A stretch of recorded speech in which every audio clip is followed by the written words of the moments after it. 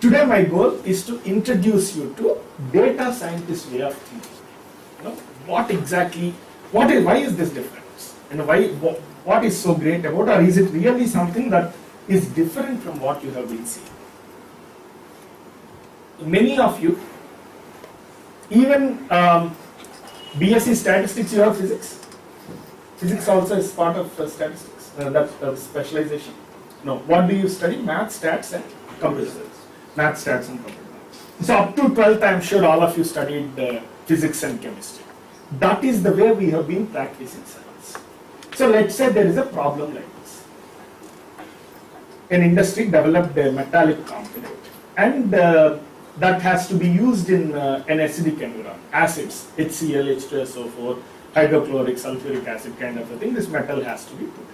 And it is losing, it's thinning down. When you put in acid, metals thin down. Now, this is a problem. A specific metallic component is wearing out with use in acidic environment. How do we solve such problems?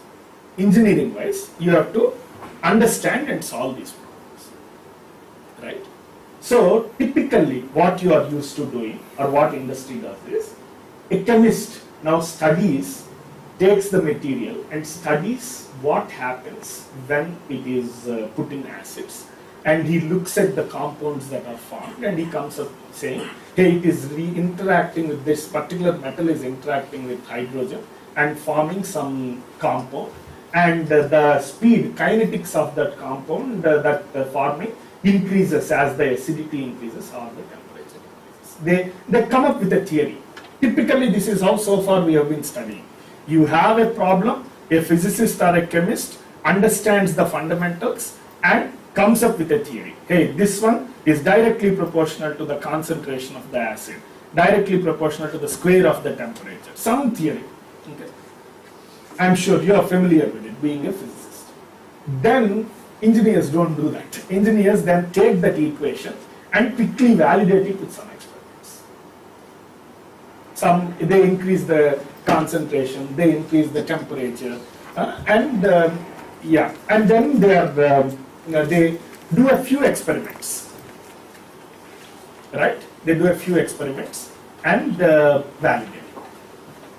And then they develop some thumb rules. Hey, if temperature increases, it will be double. If concentration increases, it will be triple the loss, right? This is the way science has been practiced since Galileo and Newton.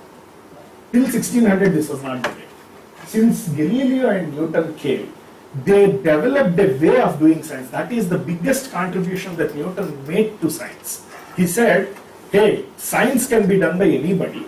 Only thing is, there will be a few hypotheses that cannot be proved. Newton's laws of motion, I can't prove them. I observe them, that's it. Laws of thermodynamics, Maxwell's laws of electricity. Don't worry, you don't have to know any of these things. Perfectly fine to forget them. I mean, for this class. So, there are some hypotheses I can't. From then onwards, every new development in the science is proved with either mathematics or with experiment or both from these hypotheses. There are some hypotheses, then I use those hypotheses to prove the next theorem. I use some mathematics to understand that. This is the way of science till from 1600 to 1940. And this is called the deductive learning. This is called the deductive learning. Deductive approach. In fact, even today, most scientists believe deductive approach is the way to do science. Deductive is, there are some fundamental laws that cannot be proven. Everything else is actually derived from those laws or hypotheses. And you use mathematics to do that derivations.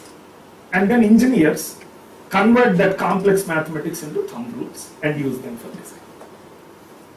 Is everyone okay? This is what people have been learning.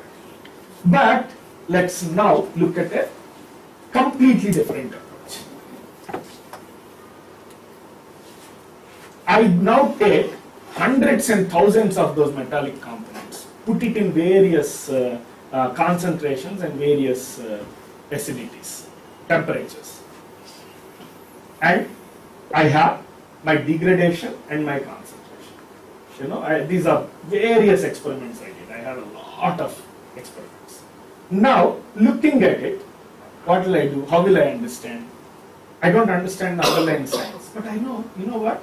I can draw a line. There seems to be a linear relation. I can draw a line. And I can compute, once I have a line, I can get an equation for this, y is equal to mx plus c. We'll figure out how we get it. But past birth, we did that. Okay? We did that. So we can somehow, somebody can get it if we can't. Right? Once I know m and c, life is simple. Next you give me any x, I can compute the corresponding y. What am I doing here? I am doing fundamentally something different. I am observing certain things. I am making some observations. And I am generalizing my observations.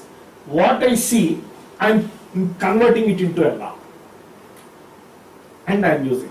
This is very, very different from what we did before. There were some fundamental laws. I studied the acid atomic properties and I came up with a law based on these fundamental laws and mathematics and then used experiment only to validate it. Here, experiment is my way of learning things. This is called inductive learning. Do lots of experiments. Make observations. Systematically generalize your observations. Interestingly, before 1600, this was the way. Our rishis, quite a few of them, when they came up with many things like astrology or whatever, and I'm not talking about the correctness or incorrectness of that, but the method of science was make some observations and generalize it. The problem, one major problem with that is, you need an enormous amount of intuition to generalize from an observation. That's why these guys spent 20 hours a day tapas and then remaining 4 hours generalizing and writing the science. You need to be outstandingly brilliant to do that. But nowadays, thanks to computers, we can actually systematically do that. Okay, we can do that. We will learn to do that in the next 5 months. But this is the fundamental way in which data science differs from physics and chemistry. Physics and chemistry, hypothesis, math and experiments, validation. Data science, lots of observations, generalization. Result is same, but we do not know the reason. We do not know why degradation is proportional to concentration. We just observed it. We know correlations, but we don't know causations. I'll give you a wonderful example to demonstrate that. Around 20-25 years back, IBM, exactly like this, looked at a lot of data from Walmart. Lot of data. And they came up with an observation that people who buy Dove soaps also buy Barbie dolls. Again, only correlation. I don't know causation. Why people who buy Dove soaps buy Barbie dolls? I don't know. But hey, 95% of the times that happens. Good. So the first thing you have to understand as a data scientist, we may or may not know causation. Even after we are done with the problem. Remember that, we may or may not know. Now the second thing we don't know is, what will I do with it? Okay, people who buy Dove soaps also buy Barbie dolls. So what? So IBM had the same problem. So they called all the floor managers of Walmart. And they asked, hey, tell me, what will you do now that you know people who buy Dove soaps buy Barbie dolls? What will you guys do? Tell me. She puts it in the same bag. Pavani puts it in the same bag. Same bag because people who buy this also buy that, so she will even offer a discount.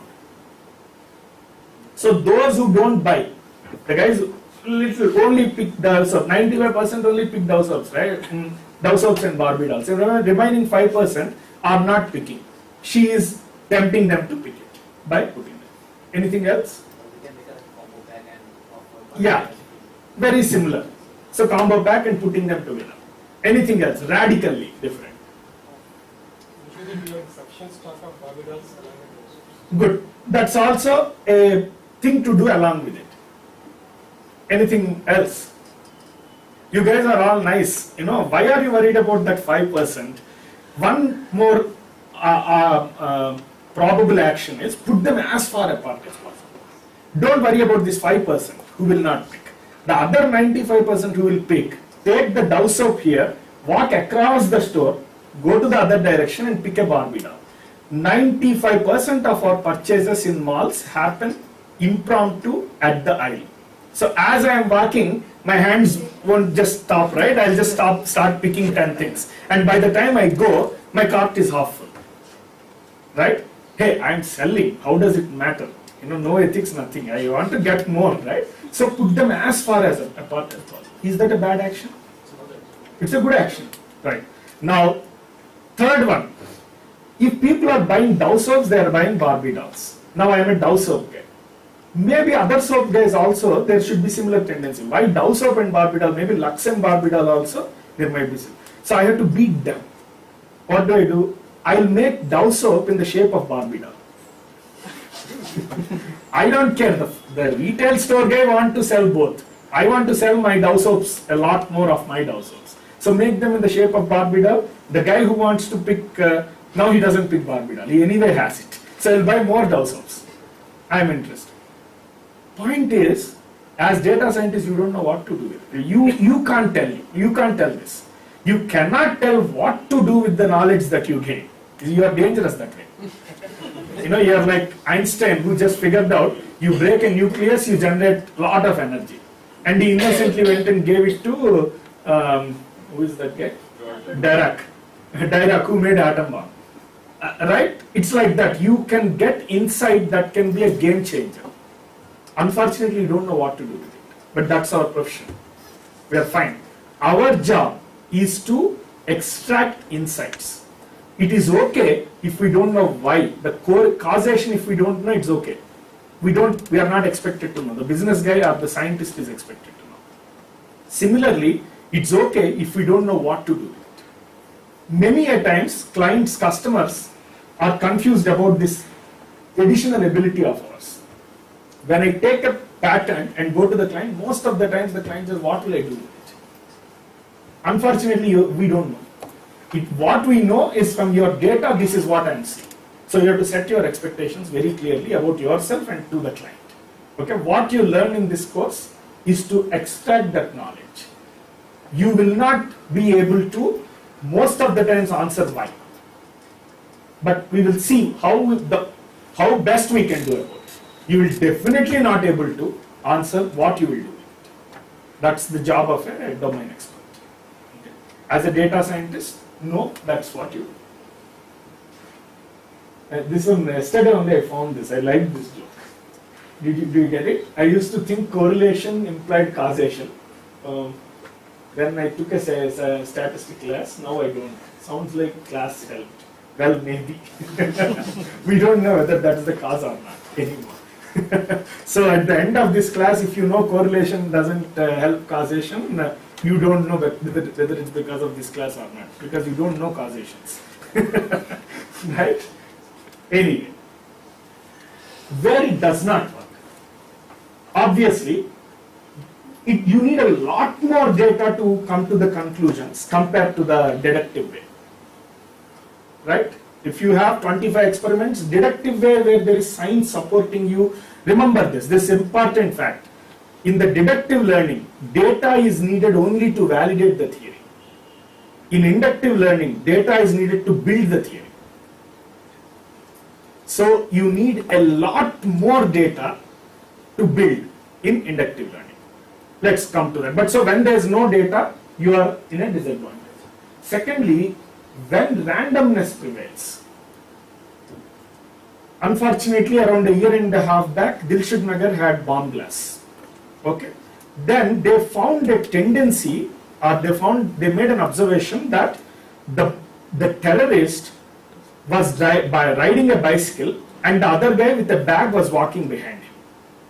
For 3 or 4 days, believe me or not, police actually stopped every combination of a cycle and a guy behind with a bag. Now that is data science at its worst. You don't practice data science like that. There is just too much of randomness in that prediction. Any guy will, there are so many instances. The terrorist walked with a bag behind a cycle.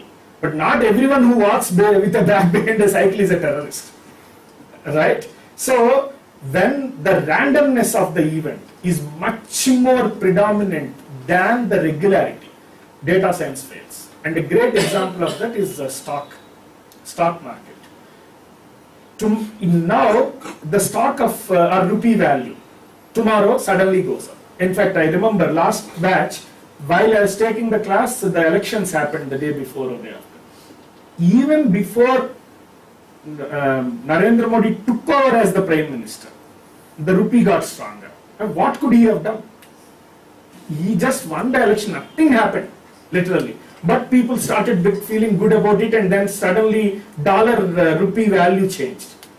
Absolutely nothing scientific about it. It's a perfectly random event. So trying to predict that using data science, no. Know what you cannot do. If you think daily fluctuations in stocks is something that you want to predict, be ready for a big failure.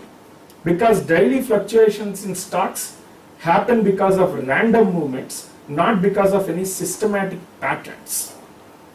Anything that does not happen because of a systematic pattern is likely to fail. Is not predictable because it's random by definition. So don't even try it. Right. Now we have looked at enough of where it doesn't work. It has to have a systematic pattern, there has to be a lot of data, and you don't ask me about causation, and then what else? You don't ask me about causation. Yeah, those are the three things. Then data science. All those things is where it doesn't work. Where does it work? When you are dealing with absolutely non-linear behaviors, okay, still with a trend and pattern, but absolutely non-linear behavior. Let me give you an example. People, actually people are very difficult to predict. Now imagine, how will I know whether a guy will buy something or not? Can I do it using deductive method? Are there some fundamental laws which I can then use mathematics to build and validate? No, it's not possible. I am saying we behave very illogically and differently. Let's do a small example here. Let's say you played a game of poker in a club and you won. You won 30 rupees. So the guy who lost made an offer to you. Hey, I will give you 30 rupees. That's option 1. Or I will toss a coin. If it's heads, I will give you 100 rupees. If it's tails, I will not give you anything. So there are two options for you. Take the 30, walk out. But you know what? Let's play one more game where I toss a coin. If it's heads, you get 100. If it's tails, you get 0. How many of you will go for the 100 option? 1, 2, 3, 4, lot of you. Let me play the game slightly differently. You now played in a much bigger place, again poker. You won $30 million. Okay. Now that guy said, hey, you know what? I'll either give you $30 million. That is what? $30 million, 200 crores. I'll now give you 200 crores, walk out. Or I'll toss a coin. If you win, I'll give you $100 million. If you lose, nothing. What will you do? Mathematically, what is different about this? Same thing, 30, 0, 100, 30 million, 100 million, 0. I just scaled it up. But your behavior changed by 180 degrees. Right? No computer will do that. At least my math, I told you, right? We are structured. We'll play the game. If we lose, we'll walk out without feeling any emotion. Right? But these guys here, we as a team, don't behave like that. So it's very difficult to come up with a fundamental law about a human because we change. Right? So deductive sociology and economics and finance and things, the fundamental laws work, but that's not how you build the science. Data is how you build the science. So when there are very non-linear behavior, data science is in fact probably the only way to solve the problem. Other very interesting thing where data science is powerful is the network. See, the behavior of this guy, deductively I can predict any of these. If I do a science, I can predict this guy's behavior. But that changes drastically by how the connected guys are acting. There is a chain reaction. That guy left to himself behaves in a way, I know my deductive law. But suddenly he behaves completely differently. Stock market, if the company performance is good, the financials are good, the MBA finance, they do that, Hey, my return on investment is the price earning ratio is this, so everything goes well. Suddenly, there is a train accident in Guwahati. Stock market in Bombay collapses because the railway minister may resign. Not anything could happen. So, trigger of events is another thing that makes it extremely difficult to build a deductive law. Even inductive is very difficult, as I mentioned. But if there is a pattern systematically, inductive is the only way to do it. Right? So, these are two different ways in which you can do science. One, you go with your regular laws and science and build experiments, etc. The other, hey, just let me look at data, let me observe, and let me just get causations, which is the best I can do. And that is becoming more and more prominent nowadays because data is not a problem anymore. Data used to be a problem. Collecting data was a problem even 20 years back, 15 years back. Now, data is the problem. It's not collecting it anymore. You must have read, right? My favorite example is the total data collected in 2013 is more than the data collected from dawn of history to 2012.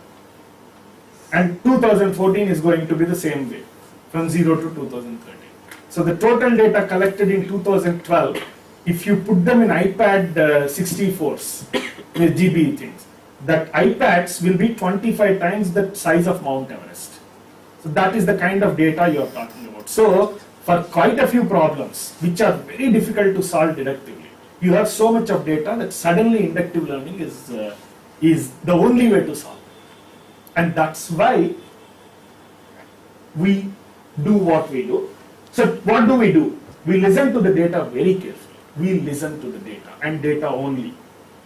We actually do not listen to the biases or heuristics. We look at the data. Many a times when the customer is giving me the problem, he also tries to give me a lot of jnana, wisdom. But to the extent possible, I shut my ears. I listen to the data and data only. Then some mathematics I do. Don't worry about it. We'll learn it and it's more pleasant than that. With that, we'll come up with some insights and tell the stories to our customers. Listen to the data, systematically generalize and extract patterns using some mathematics, and tell a story. This is what data science.